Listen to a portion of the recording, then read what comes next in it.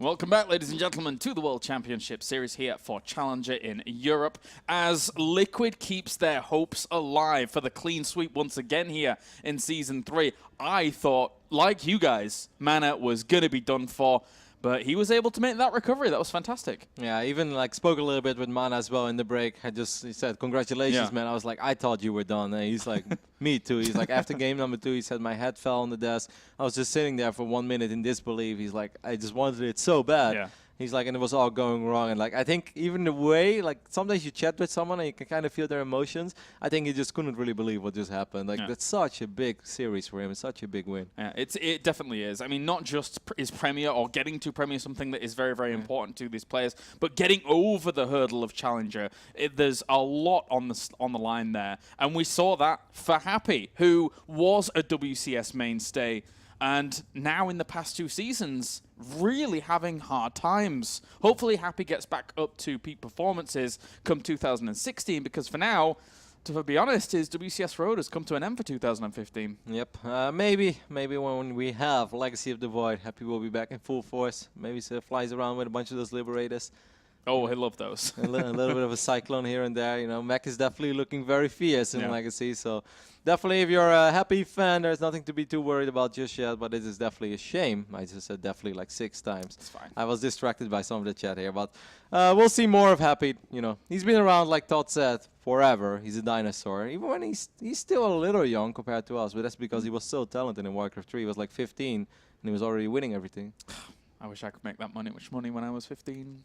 Any money would have been nice. Yeah, I was about to say the same. Like when I was 15, I never made any money. All right. Well, ladies and gentlemen, on to series number 3 now here of WCS Challenger Day 1, as we are going to have another Liquid player. And this time, oh boy, is it an important one for a lot of the non-Korean scene out of there. It will be Liquid Snute going up against who I believe to be a young prodigy. This is like Snute versus young Snute. It's my Insanity's Serral, who had a phenomenal Season 1, Roddy. Season 2, though, didn't quite clinch it going through Challenger. Nope, went up against Harstem again, correct, if I remember, because they went up against each other in Season 1, but of course there was a big difference between Season 1 and Season 2 when it comes to the Zerg versus Protoss matchup, and that's because the Swarmos were a lot stronger. The old Swarmos, you know, it's proven to be a better Swarmos than the newer one. The newer one can be used in certain scenarios, but the old one, there was pretty much never a bad moment for the old Swarmos. And so Serral winning Season 1, he's like, well, I'll go up against Harstem again in Season 2. But that was, well, that chose to be a wrong decision. Yeah. One important thing to note about this series that's actually coming up is that normally you would see Snute in a position where he could just almost pick anybody he wants going into Challenger.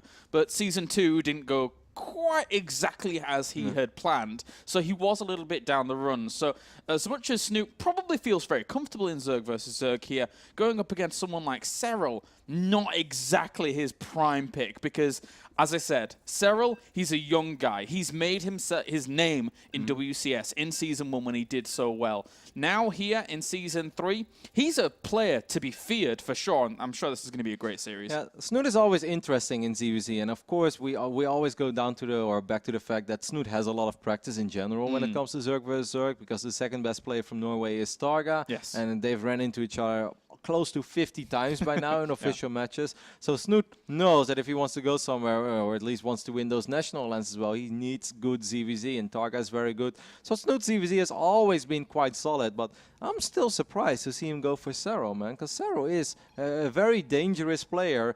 We saw that great run that he had in Premier League Season 1. I'm interested in this series as well. Snute is the favorite, but I wouldn't put all my money on it, that's for sure. No, I think that this could definitely go either way in the end. Let's get into it. Game number 1 here of this best of 5 as we load up onto Iron Fortress for our first map. And spawning down to the bottom right-hand corner, it will be our red Zerg representing Team Liquid. It is Snute. And up to the top left-hand corner, we have our blue Zerg representing My Insanity. It will be Serral. And when it comes to players that are looking for a chance to redeem themselves, I think it goes for both of them. Yes, Serral didn't even make it to Premier League, and Snute did, but Snute didn't have the Season 2 performance that he was looking for. Nowhere near close to put things in perspective, if he would have had the same performance in Season 1 as he had in Season 2, he would be a very serious contender for BlizzCon right now when it comes to WCS points. But Snute missed out on a ridiculous amount of WCS points when he bombed out in the round of 32, which was very surprising. Opened up his series against Hydra, took game number 1, I believe, and it all looked good. Ended up losing that series, was a little bit upset. Plays his lower bracket match against Kalazur and loses 0-2, and that was just an oh my god moment in the foreign scene. It's like, whoa, okay, I get that just happened. That means Snute is not going to go to BlizzCon. That's kind of how it looked. Then Snute went to Inter Extreme Masters Shenzhen, had a great run through the European qualifier, and we all like, well, yeah, we know that he's capable of that. But in Shenzhen, ended up winning a group with Rain and Classic. So made it to the quarterfinals. Unfortunately, in the quarterfinals, wasn't able to top TY, but still get it, a nice amount of points, which still leaves the door a tiny bit open. Definitely. The glimmer of hope is there, Roddy. That's for sure for Snute. Because think about it. Snute is very, very capable of doing the same as Little Bo from Season 2. Absolutely. Very capable of that kind of play. You make it to a final, that's bagging yourself 1,000 points. You do well in that final, and Snute, I don't think anybody has ever really put it past him or out of the realms of possibility that could be a potential for him if he has a good run in WCS. So still, Snute is looking for the grand goal, the grand prize at the end of the tunnel. I'm not going to lie, James. When I was in the start of the year, we're getting ready for WCS 2015, and I look at the player pool that we will most likely be working with throughout all 3 seasons. You look at the Koreans there. And I said to myself, I think Snute is going to win a WCS season this year. I really thought so. I did predict Hydra to win the first season. He didn't. He won the second one. But it kind of just felt like if I give Snute 3 seasons against these players, of course, you know, Polt, very scary, Hydra, very scary, and then you've got Bunny and a bunch of others. You know that people are going to improve as well. But I genuinely believe that Snute was capable of winning a WCS season. And so far, you know, Season 1, you could say, well, losing against Bunny in the quarterfinals, also not a fantastic run for Snute. Something like that could happen. But Season 2, you know, that was a complete disaster. So it really has to happen for him in Season 3. And I think a lot of people do still believe in Snute. Yeah, the end of it all is that this Challenger Series here for Snute is potentially the gateway to much greater things for him because everyone expects him to do well. Likewise, on the other side of things, Serral, you know, he has proven himself in Season 1 in going into this Zerg versus Zerg. Could be a bit difficult going up against one of the best non-Koreans on the planet right now, but Serral has to hold the hallmarks. He's so young, he has so much room for potential and so much room to grow as a player in the upcoming years. I think the sky's the limits for him as well. Yep, so as you guys can tell, obviously, by our little pre-game chat over here, things are exciting over here. I think it's going to be close, it's going to be hard to call, and there is a lot on the line. We're taking a look at the build orders for now as game number 1 of this cool best of 5 is well on its way. And so far, it's a mirror image, pretty much. I feel that Snute had a small edge when it came to just having a couple drones a few times a little bit earlier. But other than that, everything has been identical on either side of the map. Yeah, pretty much. Serral getting a few swell of Zerglings now to head on across and put some pressure on, but for the most part, he's getting his gases back home. He's getting his drones back home as well, as these 2 Banelings have him morphed in at the front. If they were to get a good connection, that'd be great, but great focus fire there from Snute. Will to start that off. Trades 2 Banelings for nothing, and then also gaps himself a lot of those Zerglings that are coming in to try and do some damage. This is just great. These are all small trades, but small trades do really matter in ZvZ. Of course, Snute's gas was a little bit later, which means that he had slightly more drones to work with. Serral had quicker Zergling speed, quicker access to maybe some potential play, and got absolutely nothing done for it. And over the past 2 or 3 minutes in the game, Snute has been mining more than Serral. It hasn't been crazy amounts, but he's been slightly outmining him, which allows him now to go up to 3 bases a little bit quicker and have a couple Zerglings out on the map for a little bit of map presence. So the early game skirmish definitely in favor of Snute. Maybe because of better build order, but also just because of that small defense that he just made over there, which he just lost the absolute bare minimum. And with Serral really delaying his layer, getting this Roach Roar at this particular timing, this is a big, big commitment here for Serral. Yeah. He has to do something with these 11 Roaches and do something quick because Snute eventually will attack him. Oh, perfect Baneling placement on the ramp. Out of vision there because an Overlord was pushed away by these Queens. Brilliant stuff. I do like this, what we see over here by Serral. Serral obviously going to be very aggressive, and this is pretty much a do-or-die attack for him in game number 1. Snute is going to spot it now. Snute is probably like, oh my god, that's a lot of roaches. He throws down the infestation pit, and I think that's something I wouldn't do, and that's why he cancels it immediately. I think that's very smart over there next to the roach farm, because this is not a game where infestors will ever have an impact on it. This is like, no, Snute, you need all the roaches you can get right here, right now. Get some spine crawlers, get whatever you can, and just survive. If you survive, you will most likely be in a very good position. Yeah. He doesn't know this, but we know that his opponent doesn't even have layer tag yet. So all that Snute needs to do is hold. Yeah, exactly. If he is able to hold against this, then... Oh, he's actually going to send the Zerglings around. Is he going for a full counterattack? That's nigh on crazy, but... Well, let's see how as well is going to deal with this. The Banelings are being saved at the back just in case the Lings are to come around. The Lings are fully gone for a counterattack with Roaches and Banelings just crashing on forwards at the front. Yeah, that may be a questionable call. Then again, it would have been hard for those Zerglings to really do a whole lot because there are so many Banelings over here. But Serral's, oh my god, look at the Banelings of Serral. They're just blowing up on all those Roaches. The Roaches from Snute were so clumped up. Snute could have done that a little bit better. Of course, the Zerglings are absolutely wrecking a lot on the other side of the map. Man, game number 1, already crazy. Already fiery, man. You're totally right. These Lings are still doing quite a lot of damage towards the main base. The naked mineral line is now exposed there in the main as well. Drone's been pulled off the line for Snute. He's losing quite a lot of them, but he'll eventually clean up these Roaches, and this counterattack might be a complete saving grace after all of that. Yeah, that was perhaps very smart, because there were just too many Banelings near those Roaches of Serral for the Zerglings of Snute to really have an impact. So Snute going for a counterattack, cross-map Iron Fortress while you're being all in. That is a sick call, but it was good enough. I'm a little bit surprised that Serral decides to leave there, as he was up 2 workers. Of course, he's down a base and he's down the layer. Down the layer, and that is huge, I understand. But we have seen bigger comebacks than that. We have. You are correct. We have.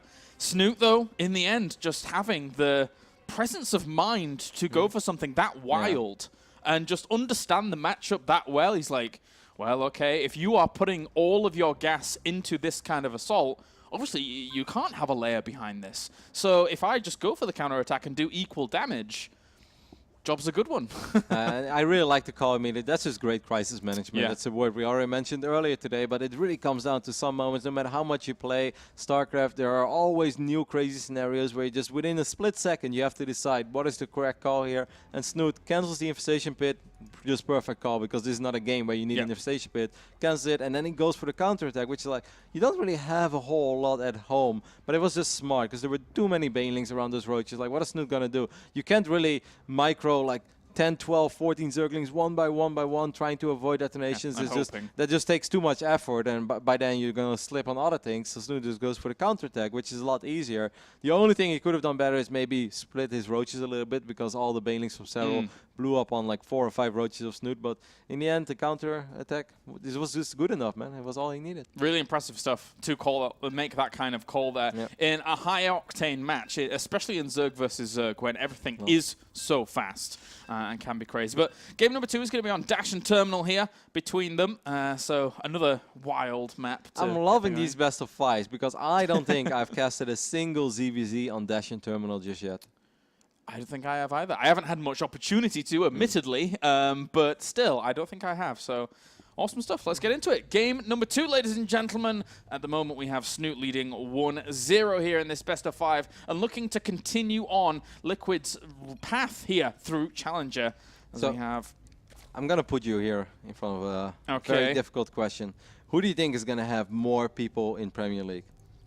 The France nation, the entire nation of France. The entire nation of France. Or Team Liquid. Or Team Liquid. I think Team Liquid. Yeah? Yeah, I think Team Liquid. You got more faith in Team Liquid than the Frenchies?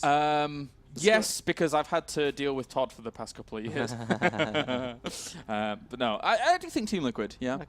Okay. So, I mean, they looked really good last season. And this season going forwards as well, I think they will pull it out again. All right. Yourself? Do you disagree? No, I don't disagree. I think the Frenchies definitely have a couple of people that are favored in that series, but it's going to be hard. Well, you know, I'm a little bit worried for our next series, you know, for my fellow country buddy, Red. Of course, representing Team Liquid, so I think he has a very tough series ahead of him against Hero Marine, but I am excited to see it. Either way, James, go ahead and introduce the player, since I just totally interrupted you. That is totally fine. Spawning up to the north, it is our Blue Zerg. Representing my insanity, it is Serral. And to the right-hand side of this map here, one up in this best of 5, it is our red Zerg. He's undoubtedly one of the best non-Koreans in the world. It is Liquid Snute. I wonder how many games both these players have played on this map as well when it comes to ZvZ, because I can tell you, James, even when you have this map upvoted on ladder or just not downvoted, so to speak, even when you play with non-vetoes, when you don't veto this one, you still play it very, very rarely. And that's just because so many other players out there veto it that, you know, it's supposed to be, if you don't veto anything, 1 out of 7 games is supposed to be on Dash and Terminal. Well, I feel that I have like 1 out of 15, maybe 1 out of 20 games on Dash Terminal, even when I've never vetoed it. And all of the games, they always play out in such a unique manner that even when you play this map 2, 3, or 4 times, it's very hard to say what is the correct way to play in it. Now, I must say, I think when it comes to Protoss and Terran, this matchup becomes very crazy, or when it comes to ZVP, because there's just so many crazy things you can do.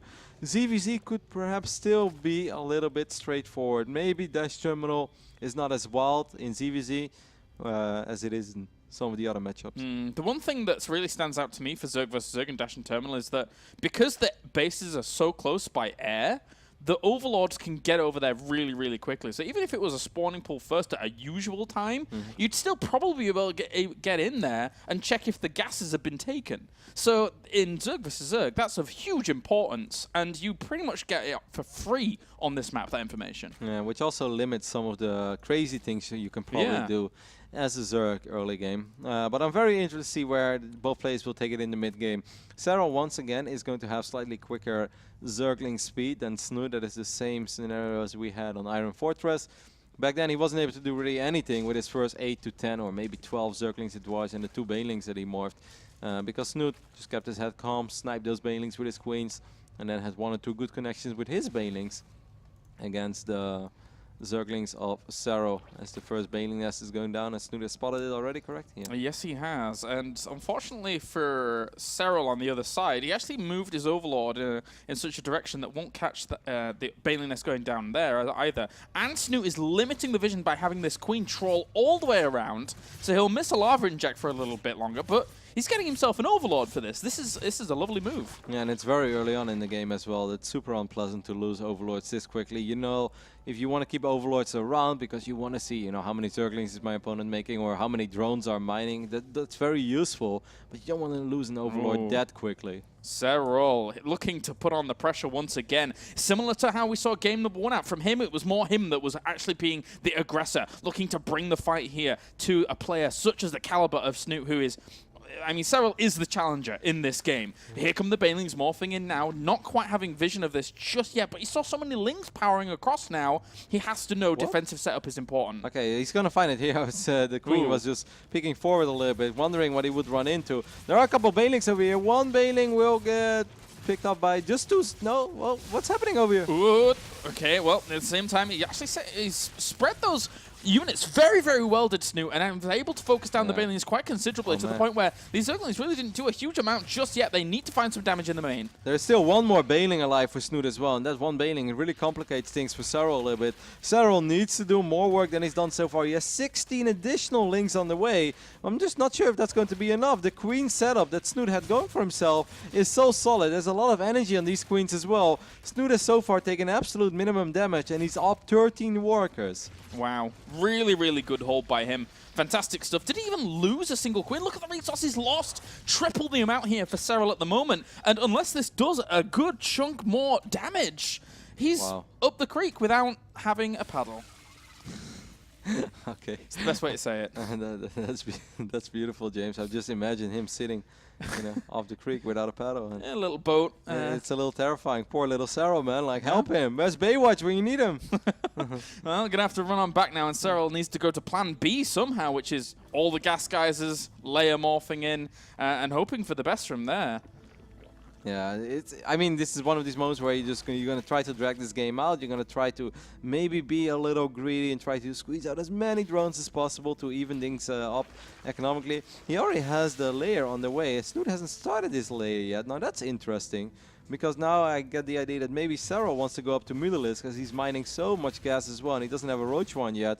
I think if Snute knows about this, he will just immediately produce a ridiculous amount of Zerglings and Banelings, or mostly Zerglings, just to keep Serral on his side of the map and also force him to use some of the larva into Zerglings maybe. Because let's not forget that what goes for ZVP also goes for ZvZ here is that Zerglings can just run circles, and this could be extremely frustrating. Snute is going to have more larva to work with as well, because he has a much quicker third base. And I think Snute's playing this so smartly because he has actually got 5 queens out right now, which is not only spreading creep down the path where, you know, is most likely to need the defense whilst these Lurglings wrap around, but even if Serral's backup plan is to go to Spire, having 5 queens out to then start producing them extra, one great way to counter Spire play is having a Nidus Swarm eventually and then using queens to just drag on over the other side. Yeah, that's absolute point. I feel like he wasn't aware of it yet. Snute hasn't scouted it. And but he's starting more queens, man. Yeah, okay, so now maybe he's put it together, because also he hasn't seen any roaches yet, and he sees, like, most of the time when Zerg players are extremely keen on running on your side of the map with Zerglings without really doing anything, then those Zerglings only have one job, and that's keeping you there or forcing you to worry about the links. Well, the real threat is often the Mutalisk, and it seems like Snute has just picked up on this without even seeing the spy, without even seeing the amount of gas that Serral is mining. I do not think that the Roach attack is going to be able to do a whole lot for Snute, because I think the Spire will be done by then, the first Mutalisk will be out. But like you mentioned, a Nidus follow-up, that could be very scary. Or if Snute is able to create the ultimate creep highway for himself, because he has so many queens. And this is not, the rush distance that these queens have to cover is not that long. I mean, he gets it in the end. He started his infestation pit pretty quickly. Pathogen Glance is on the way. He still hasn't seen the Spire, but actually, no, he has seen the Spire completely. So he knows exactly what he's playing against now. A few Banelings tried to connect into the main here, but he's going to have 12 queens very soon. And the base that he already had at the beginning, it's a fantastic start. And he's still keeping these Mutalisks on the other side of the map, Roddy. It's really funny. I was like, how does he see the Spire? That doesn't make any sense, but he has one Changeling hiding behind the layer. That's kind of cute.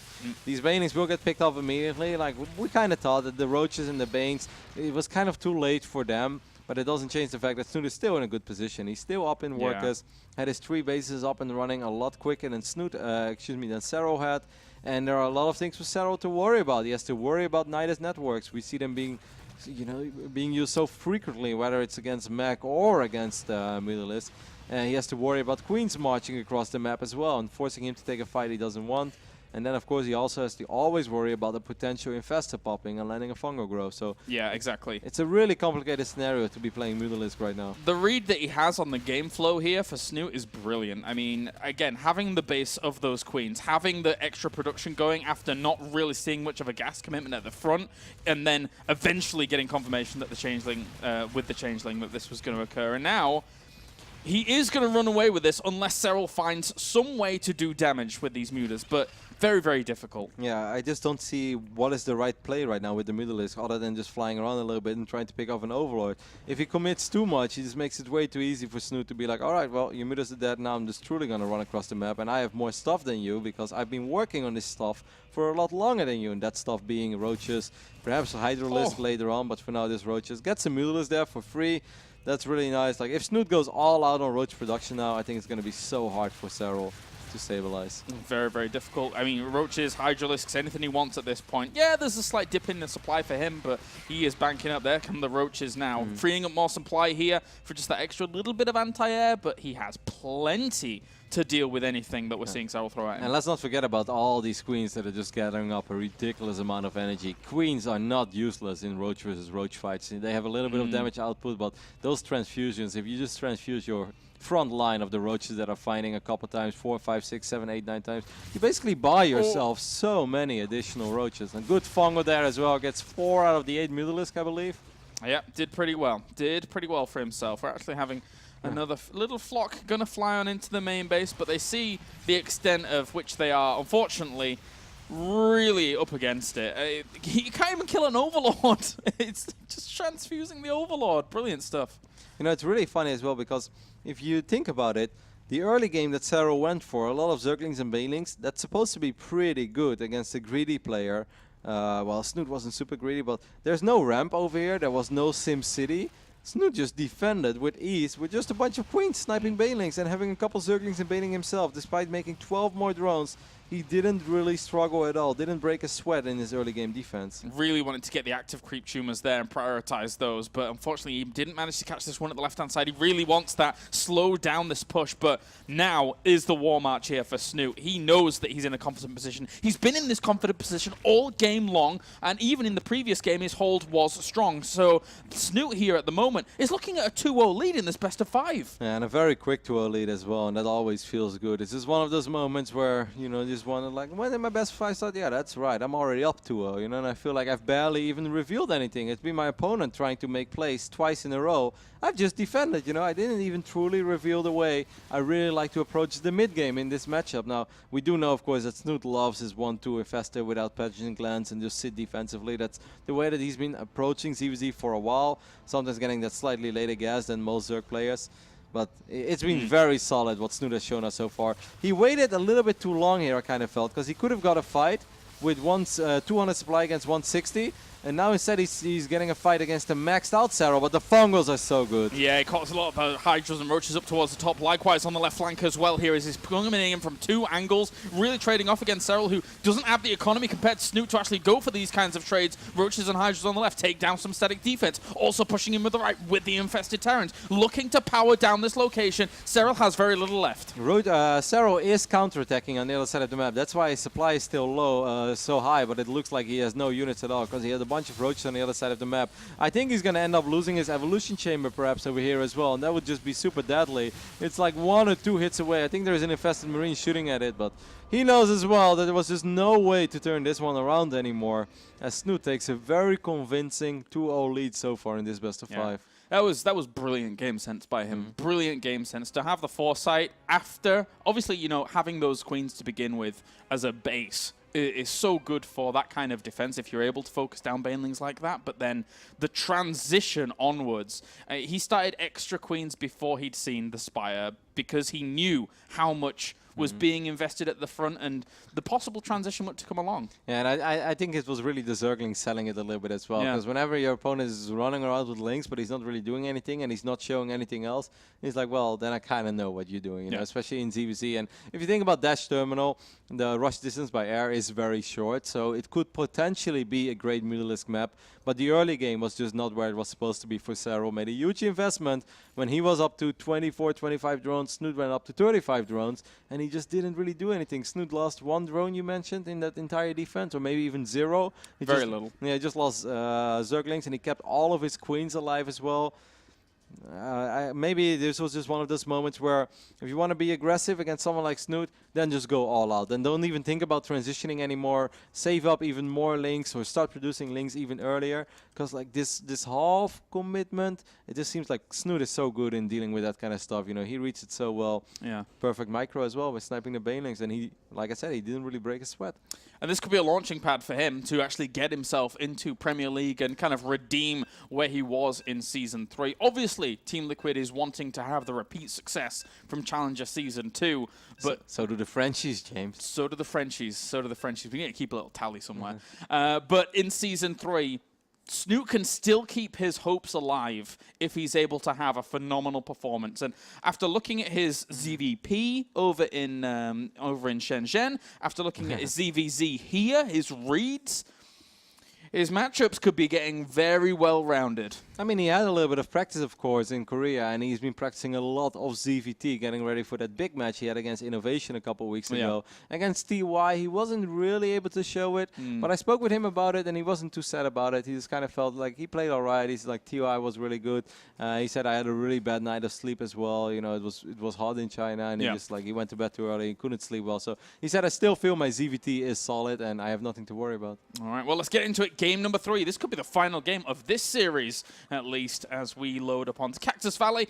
Down to the bottom left-hand corner, we have our blue Zerg. It is My Insanity's Serral, a young ambitious nerd. Ambitious guy who is looking to make it to the heights of StarCraft. He did so well in Season 1. We can call him a nerd, James. We're all proud to be nerds. I've been proud to be a nerd since I was like 5 or 6 or 7. So I've seen the pictures with your long hair. oh, that was a little bit later. But even before that, I was into dinosaurs and space, and those were the only 2 things. Really? And video games, yeah. I was into little cars. Little When I cars? was young. You know, you could buy like one of those mats. It's like a printed mat with a Oh, yeah, road yeah. on it, and then you could drive your little car over the fake road. That's little Roddy right there. That's little Roddy with his little cars. On the left top side of Cactus Valley, of course, we're looking at the main base of another Team Liquid representative. He's in a great position to close out this series. It is Snute. But let's not get too excited. We saw it in the previous series, James. 2-0 in a best of 5 is great, but it doesn't guarantee anything. Oh, and look at this. Snute already gets the favorable position in this game as well. So already that's giving him a little bit of an edge here as the favorite going into this series, and only now sees the drone going down to plant that. So he knows what the opener is from his opponent. It's a little bit more difficult to get in there and see if there's gas timings, but he might just go all the way with the information he has so far. Yeah, it seems like he is. And he's going to get a great read on this opening.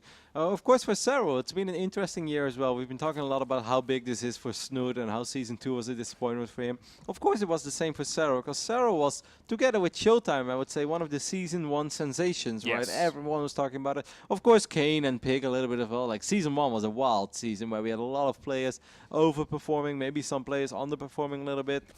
But Kane in the quarterfinals was a great story. Showtime in the semifinals, correct? That was a great story.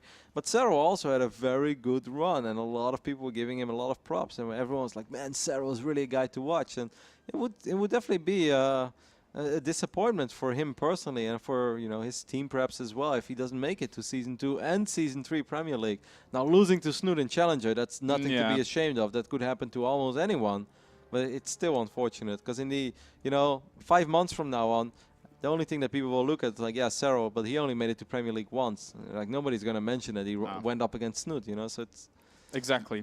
He is, without a shadow of a doubt, the one to look out for in the future. He is, by perfect definition, the true young blood talent here of Europe is Serral, and we will be seeing a lot of him. But at the moment, his life is on the line here, because Snute is just playing out of his mind, actually, Zerg versus Zerg. This has been a really strong showing for him, and he gets both circlings before he can even get out. So, tough little start here for Serral after getting the less of an economical opener. Yeah, but he stayed gasless for a while, and that's something we definitely have to talk about, because obviously he's mining slightly more minerals right now than Snute is. Snute got that extractor, Snute's mining a little bit of gas, Serral is getting all of his drones on those mineral patches, and I kind of wonder if Snute picks up on this.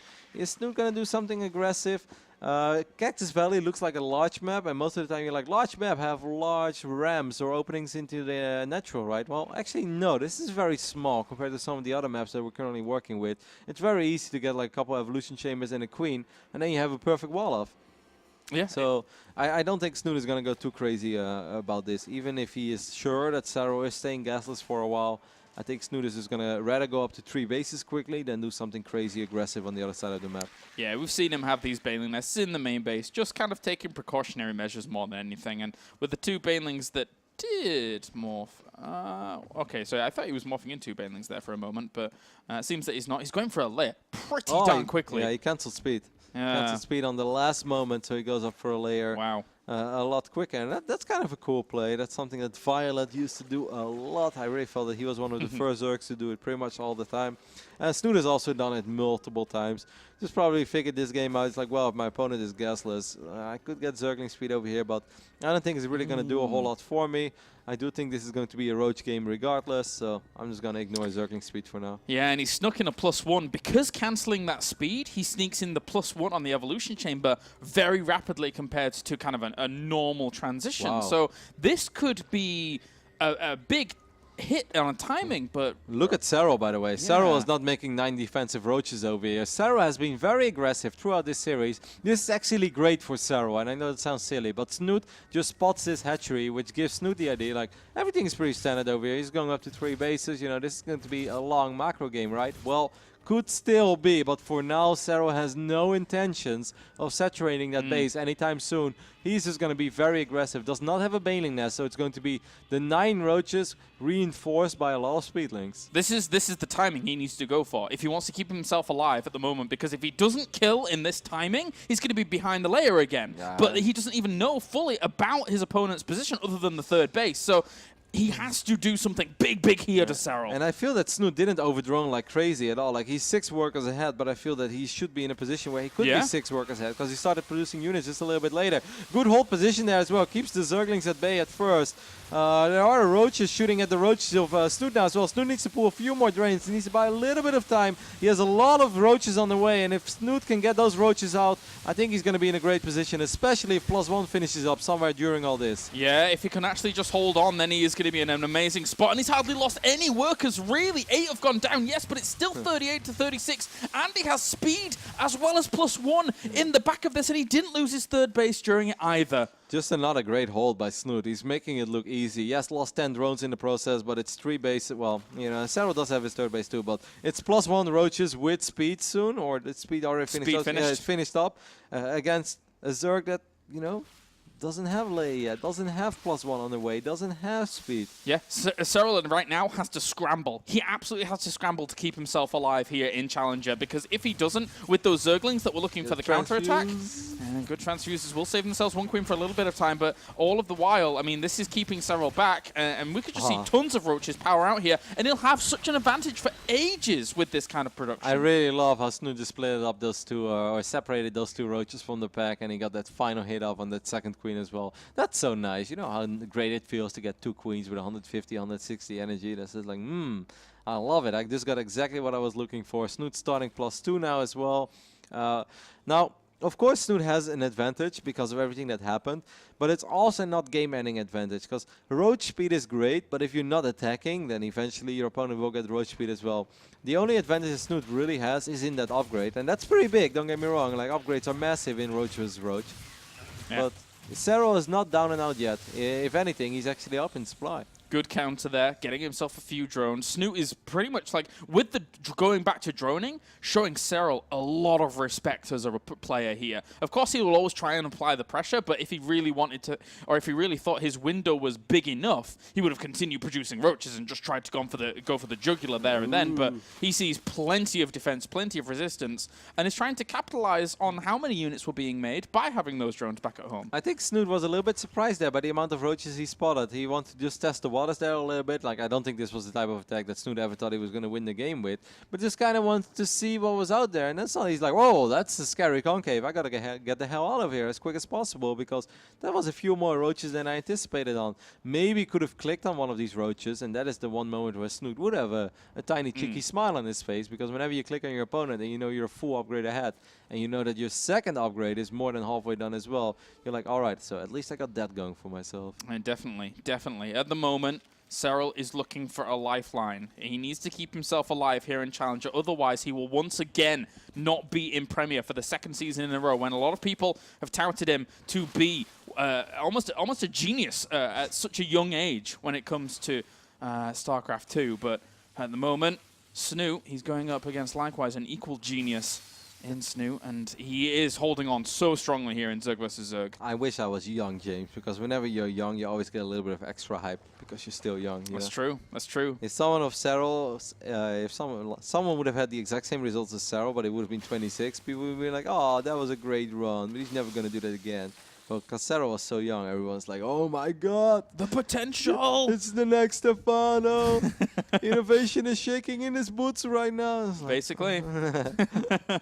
Dude, it was my birthday yesterday, man, and I'm 27 now, and I'm feeling it. I'm feeling it. I'm getting old. I'm getting slow. That was yesterday? Yes. Happy birthday, James. Thank you, happy buddy. birthday. Now everyone in Twitch is going to be happy birthday, James. Oh, it was lovely yesterday. Everyone gave me so much support. It was nice. But anyway, back to these guys, because this is really where it's at. Snute here is looking to put on the pressure down towards the third base and really trying to take advantage of his supply advantage as well as his upgrade advantage. Serral's trying to equalize that out. The units in production here might be able to keep him alive in all of this, but Snute's being so aggressive into this position, trying to get onto those Hydras. That's one thing that Serral had to his advantage, but so many roaches. Yeah, it's just so many roaches, and these roaches were really beefy as well. 2-1 roaches against 1-0. You definitely feel the difference. That Spinecrawler did ridiculous amounts of work, and I think that Serral did a really good job in trying to keep his Hydras alive for as long as possible. And it seems like he will actually stabilize for now. He really made the best out of that, and I felt that Snute was making the correct plays as well, trying to swing around with a couple of roaches, trying to get that extra damage off on those Hydras. But in the end, Serral lives, but the upgrades, man. Upgrades. You've always got to be so careful of that in Zerg versus Zerg because of reinforcement point, because like you know that your extra units are going to take so long to get over the other side of the map, whereas Serral's are just popping out right there and then in the middle of a fight. So Snute's go-to plan now is get centrifugal hooks, get banelings, try and crush into those Hydras if you can, which is kind of the ultimate goal. But even if you crash into a lot of roaches at the front, it can still do a lot. But what the great thing is about just playing this mass roach style, that's when there's an action-packed game with a lot of trading back and forth, and the armies stay, I wouldn't say small because we're looking at 160 supply right now, but you don't give the ultimate freedom to your opponent either to just hard counter this mass roach style, right? Like it's not like Serral had all the time in the world to get a bunch of infestors, get a couple spine crawlers here, maybe a little bit of a Sim City, set up the perfect concave. No, there's been a lot of stuff happening. So I just feel this has been great for Snute all along. There's not going to be infestors.